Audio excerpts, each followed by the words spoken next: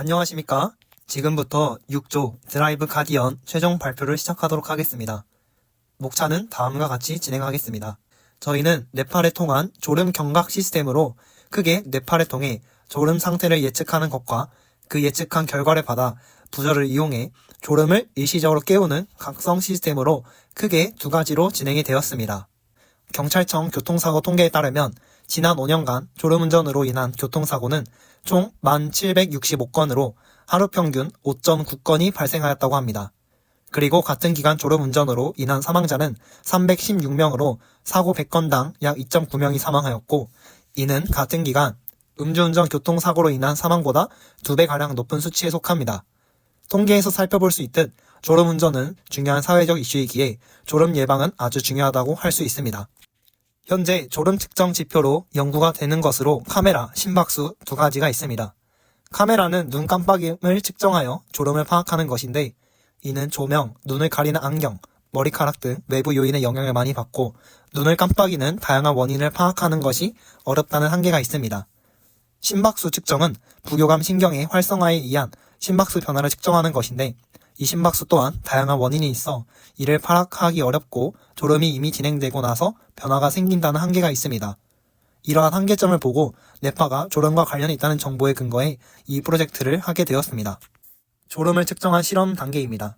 피실험자들에게 5시간 미만의 수면과 금일 카페인 미섭취를 이야기하고 측정 전후로 졸음 상태 설문을 진행했습니다. 네파 기기를 통한 데이터 수집과 카메라 녹화를 또한 동시에 진행했습니다.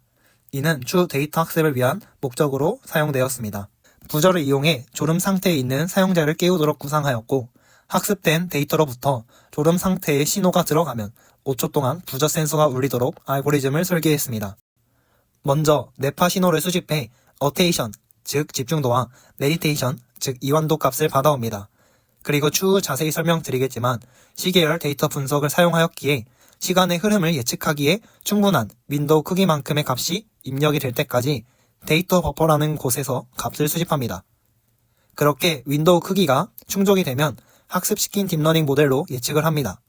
이후 비졸음과 졸음 상태가 연속 5회 이상 예측되면 아두이노를 통해 부저 센서가 켜지며 졸음을 깨울 수 있는 시스템을 고안하였습니다. 데이터 수집은 네파 기기와 블루투스 연결을 통해 실시간으로 네파 데이터인 메디테이션, 어테이션 값을 수집하였습니다. 그리고 초마다 영상을 확인하며 비졸음 0, 졸음 전 1, 졸음 2로 분류해 주었습니다. 0, 1, 2로 나누는 기준은 0은 눈을 완전히 뜨고 있으며 시선이 명확하고 초점이 맞춰져 있을 때를 비졸음으로 해주었고, 1은 눈꺼풀이 무거워 보이며 깜빡이는 빈도가 증가하거나 하품을 하거나 필요한 표정이 나타날 때를 졸음 전 1로 기준을 정해주었습니다. 2는 눈이 완전히 감겨있으며 머리가 기울어진 상태를 졸음 2로 각 기준을 나누어 라벨링을 진행해 주었습니다. 그리고 1과 2의 기준이 모호한 경우에는 하단의 식을 활용해 라벨링을 진행해 주었습니다. 처음에는 단순히 메디테이션, 어테인션 값만 보고 머신러닝 학습을 시키니 성능이 좋지 않았습니다. 이후 졸음 측정과 네파의 흐름은 시간의 흐름이 중요한 데이터라고 판단을 하였고 시계열 데이터 분석을 도입하였습니다. 두 번째 사진과 같이 저희가 각각 따로 실험하고 라벨링한 값들을 하나로 모아 시계열 학습을 시키니 실험별로 시간의 흐름이 끊어져 시계열 분석이 잘 되고 있지 못하다고 판단을 하였습니다. 따라서 각 졸음을 측정한 실험별로 나눠 모델 학습을 시키고 이후 앙상블, 즉 여러 개의 모델을 조합해 하나의 최종 결과를 도출하는 방식으로 진행하였습니다. 또한 저희의 데이터에서 비졸음과 졸음에 비해 졸음 전 데이터가 작아 데이터의 불균형이 심했습니다. 이러한 현상은 모델 학습의 성능을 떨어뜨리는 데 영향을 미칠 수 있기에 스모트 기법을 사용해 소수 클래스를 증강시켜 데이터의 균형을 맞추어 주었습니다. 슬라이딩 윈도우는 시간에 따라 연속적으로 변하는 데이터를 모델이 학습하도록 도와주는 중요한 기법입니다. 예를 들어 이 그래프처럼 일정한 시간 구간을 한 개의 윈도우로 나누고 이 윈도우의 마지막 값의 레이블을 예측하도록 사용됩니다. 그리고 나서 윈도우는 한 칸씩 이동하며 새로운 데이터 구간을 생성합니다. 이 과정이 중요한 이유는 데이터의 순서와 흐름이 보존되기 때문입니다. 졸음 상태 예측에서는 과거 데이터를 바탕으로 졸음 패턴을 감지해야 하므로 시간의 흐름이 섞이지 않도록 윈도우를 사용해 데이터를 분리합니다. 각각 따로 실험하고 라벨링한 값들을 하나로 모아 시계열 학습을 시키니 실험별로 시간의 흐름이 끊어져 시계열 분석이 잘 되고 있지 못하다고 판단했고, 각 세션별로 독립적으로 학습을 진행했습니다. 다음으로 각 세션 모델의 확률이 앙상블 단계에서 병합이 됩니다. 저희는 각 클래스의 예측 확률을 평균 내어 최종 결정을 내리는 소프트 보팅 방법을 사용했습니다. 마지막으로 평균화된 확률 중에서 가장 높은 값을 가진 클래스를 최종 예측으로 선택을 합니다. 여기서 P1이 0.65로 가장 높기 때문에 최종 예측은 프리드롭 시, 졸음 전 상태가 됩니다. 다음 영상은 학습한 모델이 사용자의 졸음을 예측하고 졸음 경각 시스템이 작동하는 것을 촬영한 영상입니다. 이렇게 학습시킨 모델의 성능을 객관적으로 평가하기 위해 기존의 데이터 중 80%만 학습시킬 때 사용하였고 남은 20%의 테스트 데이터로 학습한 모델이 얼마나 잘 예측하는지 평가하기 위해 분리를 했습니다.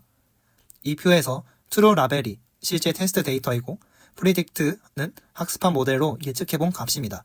실제 비교해보면 회색 박스 쳐놓은 것처럼 오류가 존재하긴 하지만 많은 경우 예측 성능이 뛰어나다고 할 수 있습니다. 저희의 프로젝트는 실제 졸음 데이터를 졸음으로 얼마나 잘 예측하였는지 확인하는 리콜 값이 중요한데 현재 프리드로우 시, 즉 졸음 전 상태의 75%로 복잡한 뇌파 시스템을 잘 예측해 주었습니다. 아래 사각형 표와 같이 실제 10,000개가 조금 넘는 값 중에서 7,593개를 프리드로우 시로 정확하게 예측했음을 알 수 있습니다. 졸음이 오기 직전 상태를 다른 상태와 잘 구분하고 정확하게 예측하는 점이 시스템의 큰 강점입니다. 이러한 감지를 통해 졸음이 발생하기 전에 미리 대응할 수 있다는 점이 핵심입니다. 반면 드로우 시, 즉 졸음 상태는 리콜이 56%로 상대적으로 낮아 졸음 상태를 완벽히 감지하지 못하는 한계가 있습니다. 그럼에도 저희의 프로젝트는 다른 졸음 방지 시스템과 달리 졸음의 초기 단계를 예측해 예방하는 차원에서는 유의미한 값이라고 판단됩니다. 이 프로젝트로 얻은 기대 효과는 졸음을 사전에 효과적으로 예방하고 뇌파 데이터로 졸음뿐만 아니라 다양한 현상을 예측할 수 있을 것이라는 것입니다. 이상 발표를 마치겠습니다. 감사합니다.